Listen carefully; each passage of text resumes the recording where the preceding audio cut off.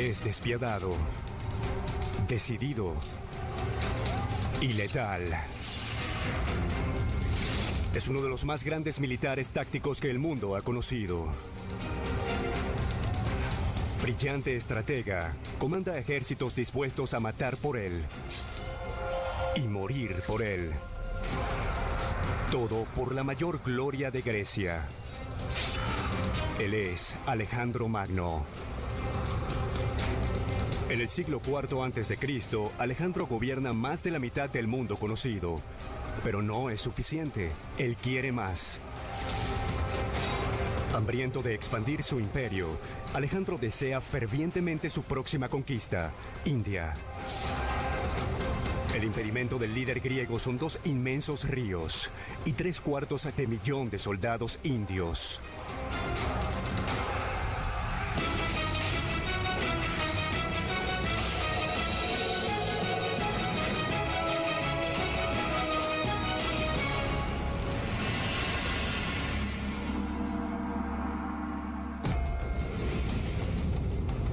Año 331 a.C., Batalla de Arbela. Casi 50.000 griegos luchan con su enemigo de toda la vida, los persas. Por cientos de años, estas 2 superpotencias se han hecho derramar sangre mutuamente. Los griegos están en desventaja 2-1.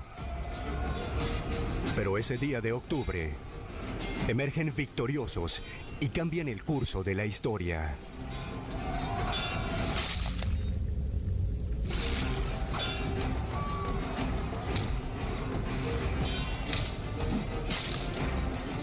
El crédito es de la destreza táctica de un comandante de 25 años. Alejandro Magno. Es su momento de gloria. Alejandro tiene un aura irreal que lo envuelve. Es apuesto, de contextura fuerte y musculosa, y es extremadamente carismático. Sus tropas básicamente lo adoran. En menos de 5 años, se las arregló para ejecutar un plan estratégico de grandes dimensiones para invadir Persia y destruir el imperio persa.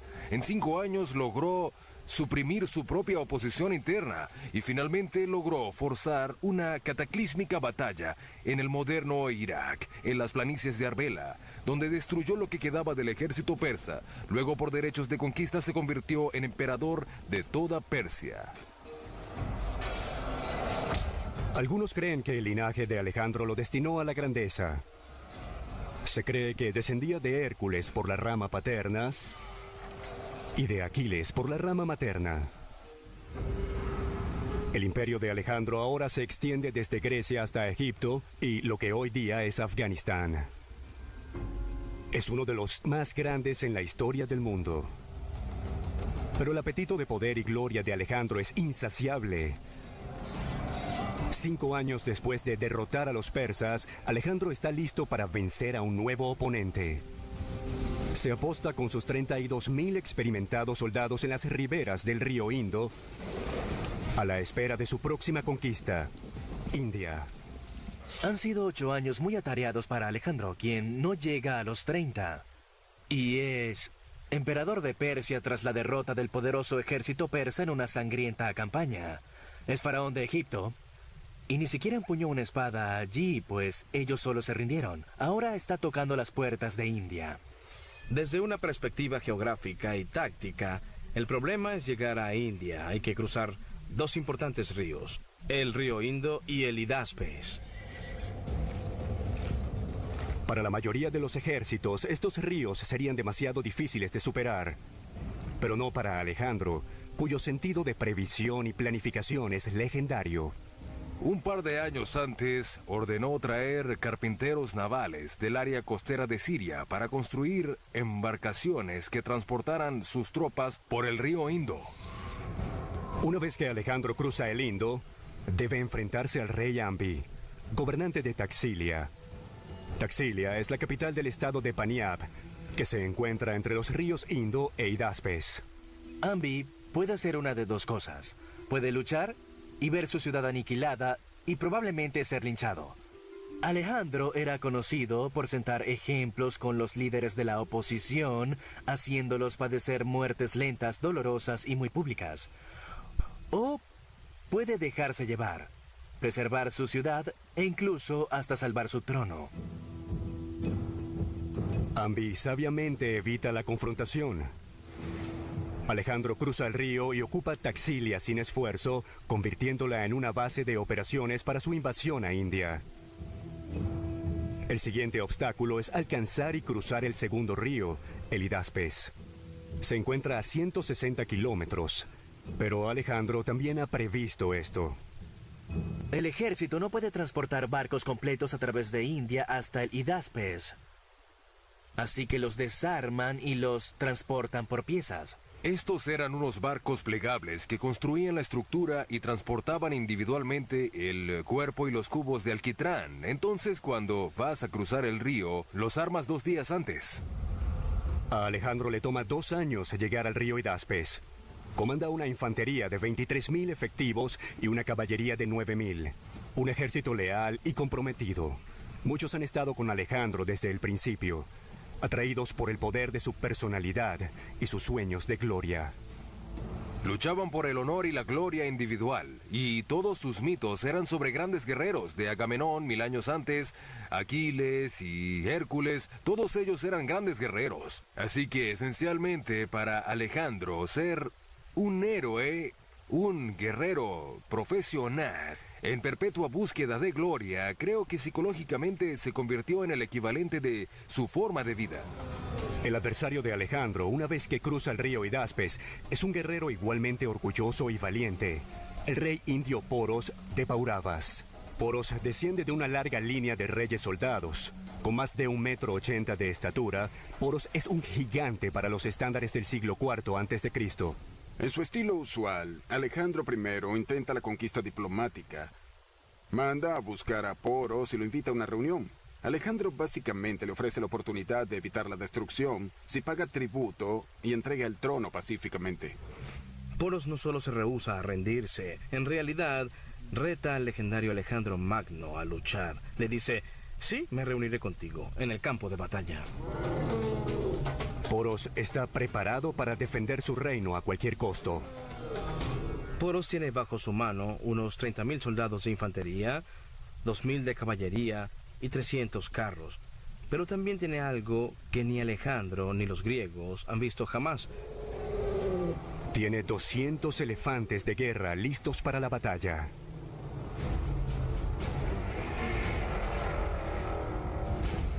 El elefante era un instrumento de guerra muy desarrollado en el ejército indio. Llevaba 10 años entrenar un elefante y estaban muy bien entrenados. Respondían a llamados por nombre, respondían a silbidos y peleaban. Así que, si imaginamos lo que sucede, tenemos a Poros en el extremo oriental del Hidaspes, listo para impedir que Alejandro cruzara. Y en el banco occidental tenemos el ejército de Alejandro, y en medio pasa el ancho, profundo y rápido río Hidaspes. Alejandro se enfrenta a un gran reto. ¿Cómo hacer que sus 32.000 soldados crucen el embravado río manteniendo a la vez el importante elemento de sorpresa? ¿Pero cómo? Si cruza justo frente a las narices de Poros, sus soldados serán presa fácil. El ejército indio los atacará fácilmente con sus flechas en medio de la corriente o cuando intenten llegar al otro lado. Alejandro necesita un plan táctico y pone en marcha lo que será un increíble juego del gato y el ratón con Poros. Cuando dudes, engaña y disimula. Él inició el simple acto de pedir cereales a sus líneas de abastecimiento logístico. Las cargas de cereales comienzan a llegar. La razón para eso es psicológica. Es finales de primavera, principios del verano. La conclusión es que no tienen intención de cruzar hasta más tarde en la temporada de campaña cuando la corriente y la profundidad del río disminuyan. Ahora que Poros está convencido de que el cruce no sucederá hasta la siguiente temporada, Alejandro moviliza a sus hombres. La segunda parte del engaño fue comenzar a mover elementos de su ejército, principalmente caballería, aunque también infantería, y hacerlos marchar a las riberas del río arriba y río abajo.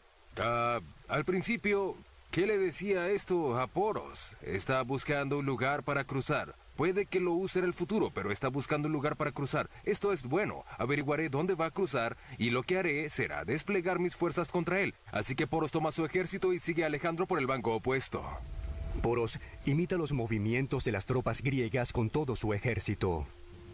Esto se prolonga por una semana o dos y Alejandro siempre regresa al campamento, hasta el punto en que Poros concluye que esto no tiene sentido. Puede que él esté buscando un lugar para cruzar, pero de cualquier manera no es necesario movilizar todo el ejército de un lado a otro. Así que lo que hace, en vez de seguir lo mismo, es apostar piquetes en el otro lado del río. Esto es exactamente lo que Alejandro quiere. A continuación, ordena a sus hombres iniciar el segundo paso de su bien planificada campaña. Su misión, encender fogatas, hacer ruido y atraer la atención hacia sí mismos cada noche. Lo que Alejandro está haciendo es condicionar al ejército de Poros al ruido a lo largo del banco del río. Alejandro en este momento ha alcanzado una ventaja táctica importante. ¿Cuál es? La habilidad de movilizar su ejército de un lado del río sin provocar una gran respuesta táctica de parte del enemigo. En esencia, ha bajado el nivel de ansiedad y ha disminuido la atención de Poros y su ejército. Finalmente, tras 2 meses, bajo el manto de la noche, Alejandro lidera un contingente de soldados fuera del campamento. A causa de cómo ha sido condicionado, Poros apenas se da cuenta. Alejandro nunca tuvo la intención de cruzar el río. Todo lo que ha hecho hasta ahora es establecer un escenario para cruzar el río sin alertar a los indios, ganando de ese modo ventaja técnica. Es absolutamente brillante. Él ya sabe exactamente dónde va a cruzar y va a cruzar esa noche. Lo que hace es tomar una fuerza de 10.000 soldados de infantería, 6.000 de caballería griega y otros 1.000 arqueros de caballería ligera, y se mueve 27 kilómetros río arriba. Pero Poros no será el único sorprendido por el cruce esta noche. Para Alejandro, el río Hidaspes está a punto de revelar algunas sorpresas propias.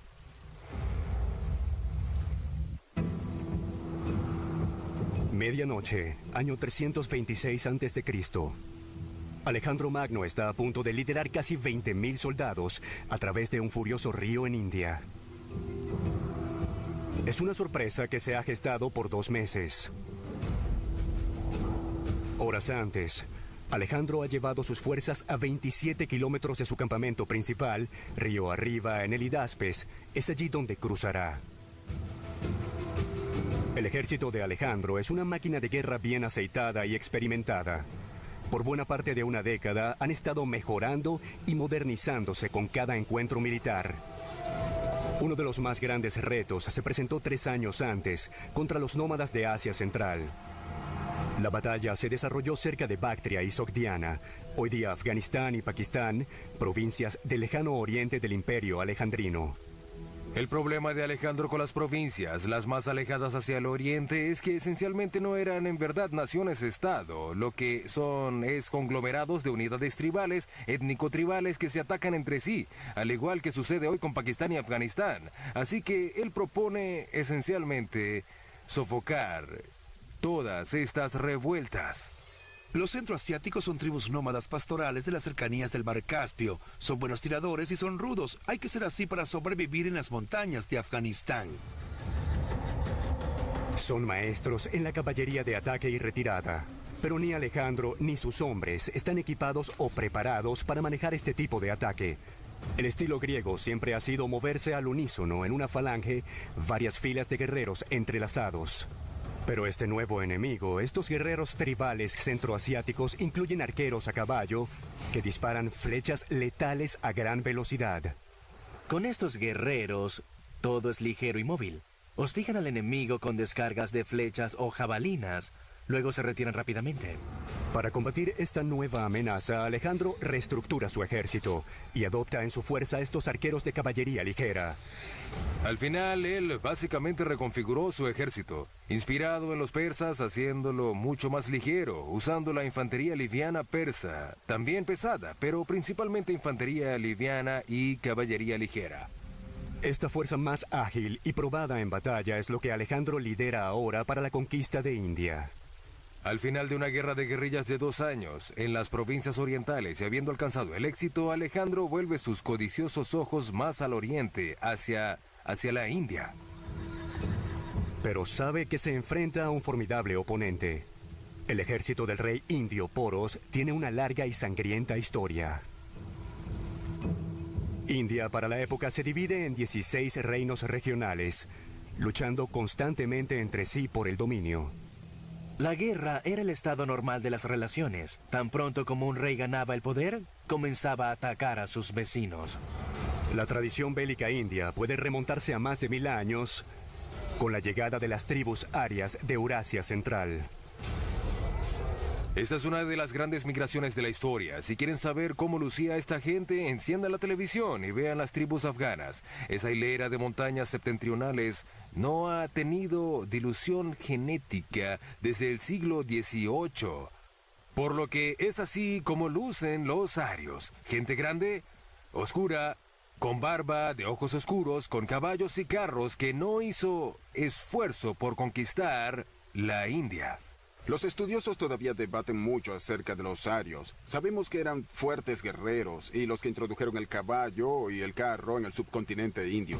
Los carros aportan movilidad y velocidad al campo de batalla y permitieron a los arios conquistar gran parte del subcontinente. También sabemos que un milenio después de la invasión aria, India es gobernada por una clase guerrera cuyas tribus están constantemente en guerra entre sí.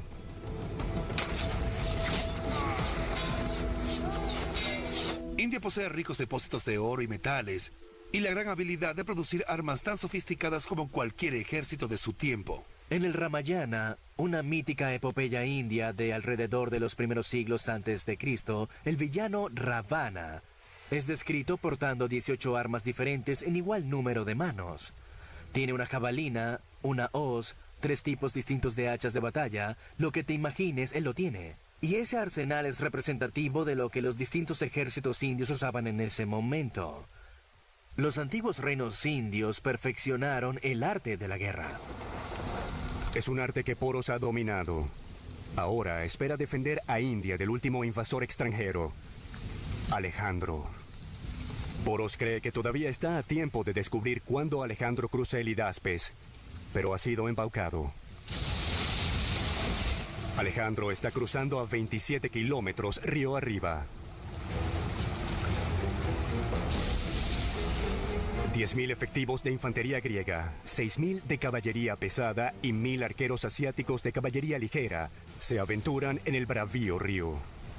Hay tormenta, es la mitad de la noche, está nublado, así que todo está oscuro, y ellos se aventuran a estas violentas aguas casi a ciegas, absolutamente aterrador. La embravecida corriente hace bambolear las endebles embarcaciones plegables de los griegos. Algunos soldados usan bolsas de piel de cabra rellenas de paja para mantenerse a flote. Los caballos pueden nadar detrás del jinete o guiados por sus bridas, pero es de noche. Están cruzando un río de noche y es una maniobra difícil. Lo peor, empieza a llover. El viento empieza a soplar. Se desata una tremenda tormenta que realmente funciona para ventaja de Alejandro porque enmascara el sonido y toma desprevenidos los piquetes de Poros. Alejandro está convencido de que ha elegido el punto de cruce correctamente. Pero lo que piensa que es el banco más alejado del río es en realidad una isla que biseca el río. Cruza el río, llega a la isla. Cruza la isla por un estrecho pasaje donde puede ocultar a sus soldados de Poros y descubre para su horror que no es el otro banco, es el banco más alejado, es solo otra isla. Oculta detrás de la primera isla, descubren otra isla. Los griegos tienen otros 2 cruces por delante y el tiempo se acaba. Alejandro cometió aquí uno de los pocos errores tácticos de su carrera. Cuando exploró el punto de cruce, no envió nadadores hasta la otra orilla. Solo vio una isla y el banco tras ella. Alejandro pensó que el banco era otra isla. Ahora pregunta qué es lo que voy a hacer. Es demasiado profundo, así que recorren la isla hasta que hallan un punto donde el agua les llega al pecho y cruzan en ese punto nadando, arrastrando sus equipos y finalmente llegan a otra isla. Al amanecer, helados, hambrientos y empapados, y ganan el otro lado del río. En poco tiempo, los piquetes lo notan y envían un mensaje a Poros que les dice que Alejandro ha logrado cruzar y que está movilizando una fuerza en su contra. Ahora Poros enfrenta un dilema. Sus informantes dicen que Alejandro ha cruzado el Hidaspes, pero al otro lado del río se encuentra una cantidad de soldados griegos.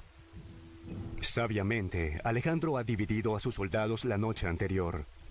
15.000 cruzaron el río, pero 12.000 permanecieron en el campamento. Esto se llama una fuerza de fijación y mantiene a Poros en su lugar porque no tiene idea si es la fuerza principal de Alejandro o una estratagema. Si se mueve para lidiar con una estratagema, la fuerza principal cruzará en sus narices, estará entre la espada y la pared, o será este el ataque principal. Frente a este dilema, Poros toma una decisión. Envía una pequeña fuerza para confrontar a los griegos que han cruzado el río. Al mantener su fuerza principal en su sitio, básicamente apostó a la idea de que la principal fuerza griega estaba frente a él, al otro lado del río, y lo que venía hacia él era una fuerza menor. Poros solo envía 2.000 de sus 4.000 efectivos de caballería pesada y 200 de sus 300 carros al norte a enfrentar al enemigo. Esa fuerza es comandada por el hijo de Poros, también llamado Poros. Al mismo tiempo, Alejandro agrupa a sus exhaustos hombres y ataca hacia el sur con la caballería pesada a la cabeza. Detrás de ellos van los arqueros asiáticos de la caballería ligera. La infantería los sigue. Pero tan pronto como Alejandro ve el avance de las fuerzas de caballería pesada y carros de Poros, se detiene. Y bajo la inmensa presión del campo de batalla, reconfigura sus tropas al vuelo. Alejandro es brillante en el conocimiento exacto de cómo y cuándo cambiar su... Casi 50.000 griegos luchan con su enemigo de toda la vida, los persas. Por cientos de años, estas dos superpotencias se han hecho derramar sangre mutuamente. Los griegos están en desventaja 2-1. Pero ese día de octubre, emergen victoriosos y cambian el curso de la historia.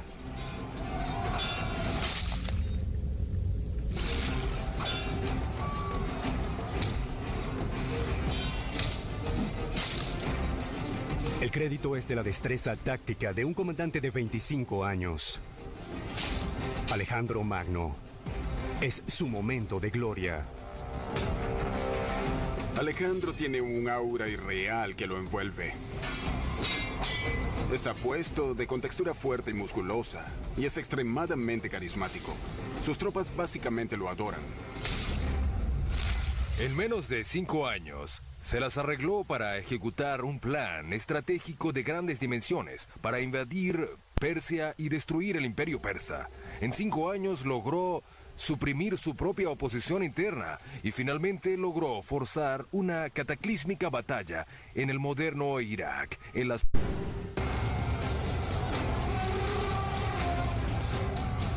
Es despiadado, decidido y letal.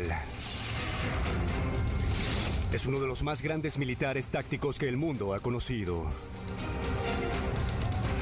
Brillante estratega, comanda ejércitos dispuestos a matar por él y morir por él. Todo por la mayor gloria de Grecia. Él es Alejandro Magno. En el siglo IV a.C., Alejandro gobierna más de la mitad del mundo conocido. Pero no es suficiente. Él quiere más. Hambriento de expandir su imperio, Alejandro desea fervientemente su próxima conquista, India. El impedimento del líder griego son 2 inmensos ríos y 3/4 de millón de soldados indios.